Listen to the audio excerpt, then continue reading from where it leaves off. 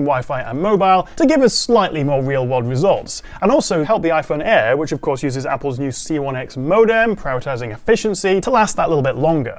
I also can't believe that this is the first iPhone battery video I've ever made where all the phones have Pro Motion. Every time I make one of these, including the base models, people in the comments say, well, if they were all 60 Hertz, it would last longer, but obviously that's not how we use our phones. So all phones have the 1 to 120 Hertz refresh rate. While I have you though, shall we see how hot these phones have got? And if I switch to my thermal imaging camera after 30 minutes of playing War Thunder, you can see on the iPhone Air all the heat is around that new plateau area because of course the chip is at the top of the phone. You can see the vapor chamber coolers of the Pro and the Pro Max drawing some of that power down, allowing it to dissipate through the body. So what I found is that the iPhone Air heats up the fastest under demanding use cases like playing games, but after about 10 minutes it's the iPhone 17 that takes the lead in terms of being the hottest. But for more performance, check out my full reviews. So I'm going to let this run while I talk to you about the different models of these iPhones. This is what I mentioned at the beginning of the video, because if you live in the US, I think Canada, Mexico, Japan, maybe some in the Middle East, if where you live gets the eSIM only version of these new iPhones,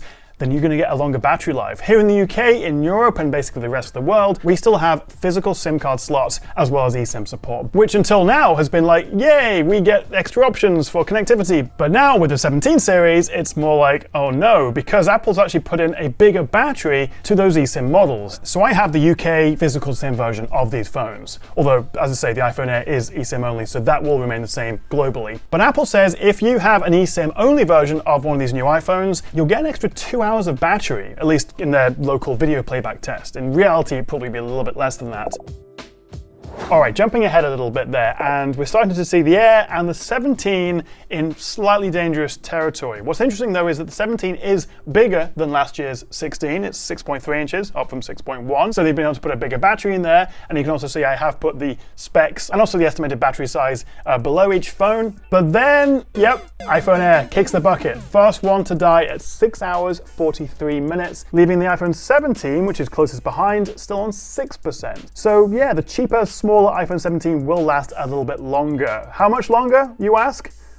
About 10 minutes, it turns out, at least while playing this game. Obviously, there's always going to be some variables based on what app is running, but that's why I rotate through them every 30 minutes to keep it as fair as possible. So the 17 does beat the Air, but not by an awful lot.